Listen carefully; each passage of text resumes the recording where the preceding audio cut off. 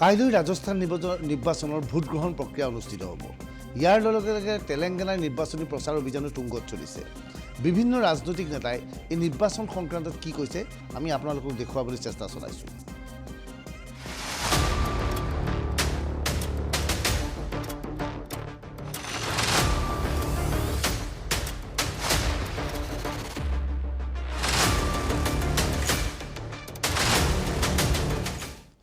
তেলেংগানাৰ নিৰ্বাচনত মুছলমান ভোটাৰে গুৰুত্বপূৰ্ণ ভূমিকা পালন কৰে। সেয়েহে তেলেংগানাত এটা নিয়ম আছে যে মুছলমানসকলৰ বাবে 4% সংৰক্ষণৰ ব্যৱস্থা আছে। বাৰে বাৰে বিজেপিৰ ফালৰ পৰা কোৱা হৈছে যে কোনো জাতি বা অমুকৰ নামত সংৰক্ষণৰ ব্যৱস্থা নাই, ধৰ্মৰ নামত সংৰক্ষণৰ ব্যৱস্থা নাই যদিও তেলেংগানাত মুছলমানৰ বাবে 4% সংৰক্ষণৰ ব্যৱস্থা ৰখা হৈছে। কিয়? আজি অমিত শ্বাহে ঘোষণা কৰে যদিহে তেলেংগানাত বিজেপি চৰকাৰ হয় তেনেহ'লে মুছলমানৰ 4% সংৰক্ষণ ব্যৱস্থা প্ৰত্যাহাৰ কৰা হ'ব।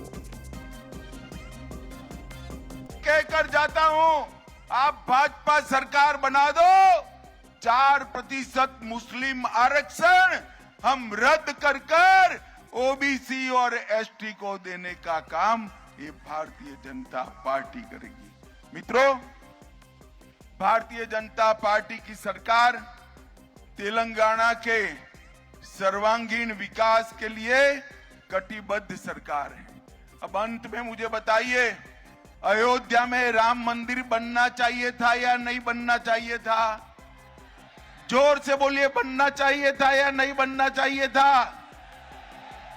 एक कांग्रेस पार्टी 70 साल तक राम मंदिर को अटका कर रखी। मोदी जी ने 2019 में इसका शिलान्यास किया और 22 जनवरी 2024 को इसका प्राण प्रतिष्ठा होने वाला है। आप मुझे बताओ, आप सभी को रामलल्ला का दर्शन करना है या नहीं करना है? जोर से बोलो, करना है या नहीं करना है? खर्चा होगा ना? करना मत, डरना भी मत। तेलंगाना में भाजपा सरकार सभी को बारी बारी रामलल्ला का दर्शन फ्री ऑफ कॉस्ट करा देगी। मुझे बताओ, आप सभी लोग कमल के निशान पर बटन दबाओगे? কাইলৈ ৰাজস্থান নিৰ্বাচনৰ ভোটগ্ৰহণ প্ৰক্ৰিয়া অনুষ্ঠিত হ'ব। ৰাজস্থানত বিজেপিয়ে দাবী কৰিছে এবাৰ চৰকাৰ গঠন কৰিব পাৰিব। ইয়াৰ বিপৰীতে কংগ্ৰেছে দাবী কৰিছে পুনৰ অশোক গেহলটৰ নেতৃত্বত বা কংগ্ৰেছৰ নেতৃত্বত চৰকাৰ হ'ব। কংগ্ৰেছৰ মুখ্যমন্ত্ৰী পাৰ্টি কোন হ'ব? অশোক গেহলট নে শচীন পাইলট? ইয়াৰ উত্তৰ এতিয়াও পোৱা নাই। বিজেপিৰ মুখ্যমন্ত্ৰী পদ পাৰ্টি কোন হ'ব সেই কথাও স্পষ্ট হোৱা নাই। এইখিনি সময়তে আজি শচীন পাইলটে কৈছে যে ৰাজস্থানত বিজেপিয়ে ইছ্যু উত্থাপন কৰাত ব্যৰ্থ হৈছে, সেয়েহে ৰাজস্থানত পুনৰ কংগ্ৰেছৰ চৰকাৰ হ'ব। समझता हूँ कि देश में लोकतंत्र बहुत मैच्योर हो गया है और मतदाता बहुत जागरूक हो गए हैं और ये बहुत खुशी की बात है कि भारत में जब लोकतंत्र स्थापित हुआ था 17 साल पहले, तब का जो और अब तक का सफ़र जो रहा, बहुत कुछ इसमें देखा सीखा। लेकिन जो हमारी आवाम है, जो जनता है, वो इतनी समझदार हो गई है कि अब सबका भरोसा उनके विवेक के ऊपर है। और कल राजस्थान में वोट पड़ेगा। ये चुनाव बहुत महत्वपूर्ण है और बहुत इंटरेस्टिंग है, क्योंकि यहाँ पर तमाम तरह के मुद्दों को उठाने की कोशिश की गई। लेकिन कांग्रेस की जो रीति नीति है, कांग्रेस का जो विचार है और कांग्रेस की जो पार्टी का काम करने का तरीका है, उसको लोग पसंद कर रहे हैं। और तमाम कोशिशों के बावजूद भाजपा का जो चुनाव प्रचार था वो उठ नहीं पाया। उनका मामला है जमा नहीं, उनके नेताओं का जो विश्वसनीयता लोगों के प्रति है वो कायम नहीं रख पाए। इसलिए एडवांटेज हमको मिलेगा। मैं तो अपील करता हूं सभी लोगों से कि अपने मत का उपयोग करें और प्रत्येक व्यक्ति को जाके अपने मत का पोलिंग बूथ में इस्तेमाल करना चाहिए और बटन दबाकर लोकतंत्र को और मजबूत करना चाहिए। राहुल गांधी বিতৰ্কৰ মাজত সোমাই পৰিছে। ৰাজস্থানৰ এখন নিৰ্বাচনী সভাত ভাৰত অষ্ট্ৰেলিয়াৰ খেলৰ মাজত প্ৰধানমন্ত্ৰী উপস্থিত হোৱাৰ পিছত ভাৰত হৰা বুলি কৈ প্ৰধানমন্ত্ৰীক পনৌতি অৰ্থাৎ অমংগলীয় বা কুফা বুলি অভিহিত কৰিছিল। ইয়াৰ পিছতে নিৰ্বাচনী আয়োগে নটিছ জাৰি কৰিছে ৰাহুল গান্ধীক। আজি বিজেপি নেতা ধৰ্মেন্দ্ৰ প্ৰধানে এই সংক্ৰান্তত প্ৰতিক্ৰিয়া ব্যক্ত কৰে এইদৰে। उनकी राहुल गांधी जी और उनकी पूरा परिवार का एक ही काम है, देश की निर्णय के खिलाफ गाली देना। प्रधानमंत्री नरेंद्र मोदी जी उनकी दया के पात्र नहीं है।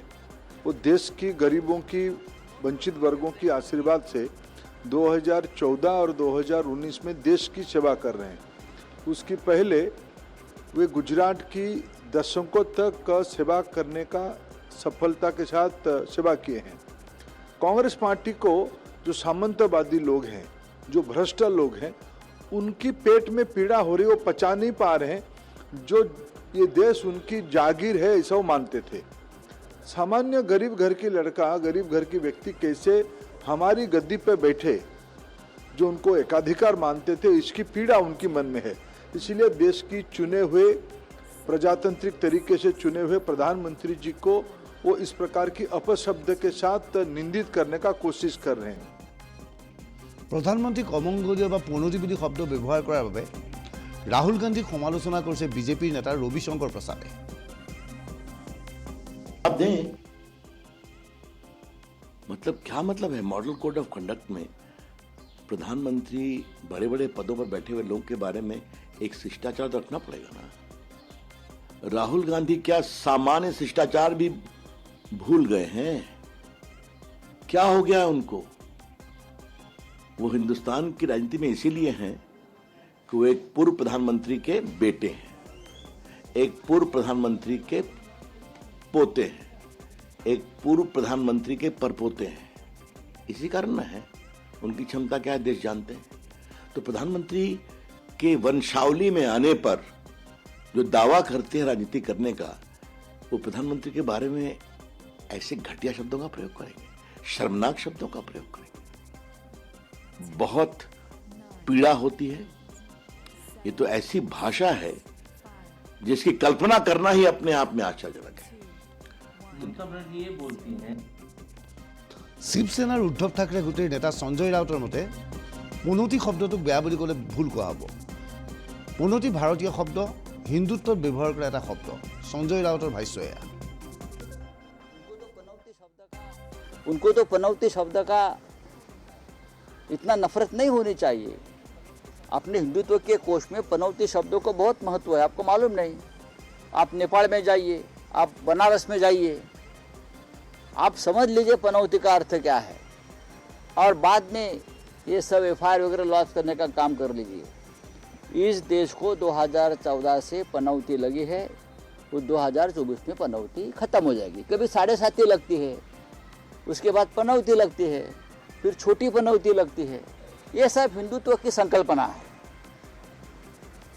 ये हमारे हिंदुत्ववादी जो लोग बैठे हैं, अपने आप को हिंदुत्ववादी मानते हैं, उसने पनौती का एक विश्लेषण और अभ्यास करना चाहिए।